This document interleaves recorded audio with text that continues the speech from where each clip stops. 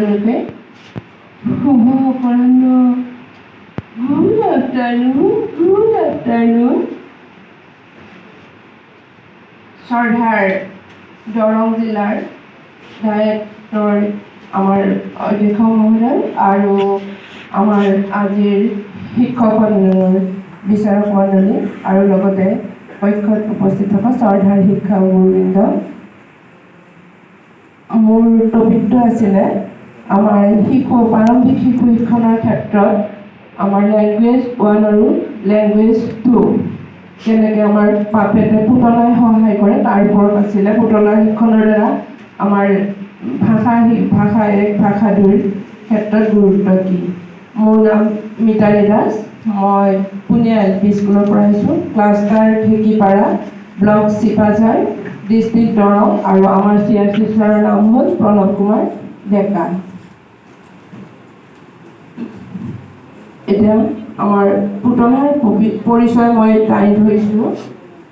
আমি সকলোৱে জানো আমাৰ ভাৰতৰ লোক সংস্কৃতিৰ এক অনন্য আংগিক হ'ল আমাৰ পুতলা নাচ, যি আমি আমাৰ বিশ্বৰ গোটেই দেশতে আমাৰ পুতলা নাচৰ প্ৰচলন থকা বুলি আমি গম পাম। যদিও ইতিহাসৰ পাত লুটিয়াই চালে আমি গম পাম যাৰ কেতিয়া জন্ম হৈছিলে তাৰ সঠিক তথ্য পোৱা নাযায়। আমাৰ ভাৰতৰ বিভিন্ন ৰাজ্যত ইতিমধ্যে আমাৰ পুতলা শিক্ষণৰ প্ৰচলন হৈছে। লগতে আমাৰ অসমতো আমি যদি ইতিহাসৰ পাত লুটিয়াই চাওঁ, মহাপুৰুষ শংকৰদেৱে তেখেতৰ অংকীয়া নাটৰ সময়সমূহ পুতলা নাচৰ পৰা লোৱা বুলি আমি ক'ব পাৰোঁ। পুতলাৰ সহায়ত আমি শিশুৰ লগত আমি সংযোগ স্থাপন কৰিব পাৰোঁ। লগতে আমাৰ পুতলাৰ যি শিক্ষণ, সেই শিক্ষণ আনন্দদায়ক হয় আৰু বহুতো অৰ্থপূৰ্ণ হয়। শিশুসকলে সহজে আমাৰ লগত সংযোগ স্থাপন কৰে।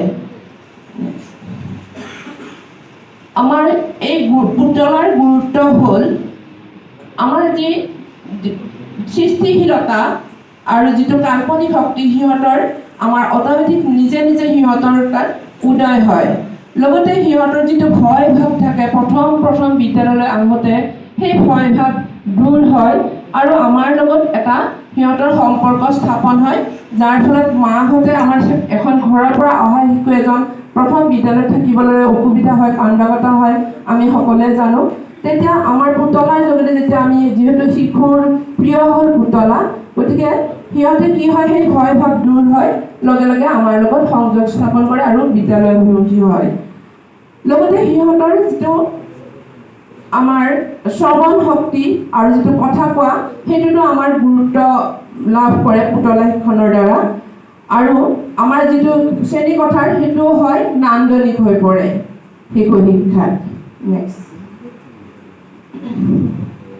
লগতে আমাৰ যিটো শব্দৰ ভঁৰাল, সেইটো সিহঁতৰ চহকী হয়। ৰ'লে আমাৰ পুতলাটোৱে এনেকুৱা ধৰণৰ এটা ভূমিকা প্ৰদান কৰে, যাৰ ফলত সিহঁতে নতুন নতুন শব্দ শিকিবলৈ পায় আৰু উচ্চাৰণৰ ক্ষেত্ৰতো সিহঁতৰ এইটো অভ্যাস হয়। সিহঁতে পুতলাৰ লগত কথা পাতিবলৈ ধৰে পুতলাসমূহৰ লগতে। লগতে সিহঁতক যিটো আমি ষ্টৰি টেলিং, যিটো আমাৰ ক শ্ৰেণীত ইংৰাজী হওক বা আমাৰ ভাষা অসমীয়া হওক, যিটো ষ্টৰি টেলিং আমি কওঁ, সেই ক্ষেত্ৰত এটা প্ৰধান ভূমিকা কৰে পুতলাই। যিটো সিহঁতৰ আমি পাঠবিলাকক আমি পুতলাৰ সহায়ত সাধু কথাৰ জৰিয়তে আমি সিহঁতক বৰ্ণনা কৰিব পাৰোঁ আৰু লগে লগে সিহঁতে গম নোপোৱাকৈ পাঠসমূহ আয়ত্ত কৰিবলৈ সক্ষম হয়। এই পুতলা বিভিন্ন ধৰণৰ আছে। তাৰ ভিতৰত আমাৰ হেণ্ড পাপেট, যিটো মই ইতিমধ্যে আপোনালোকক নমস্কাৰৰ জৰিয়তে আমি দেখালোঁ।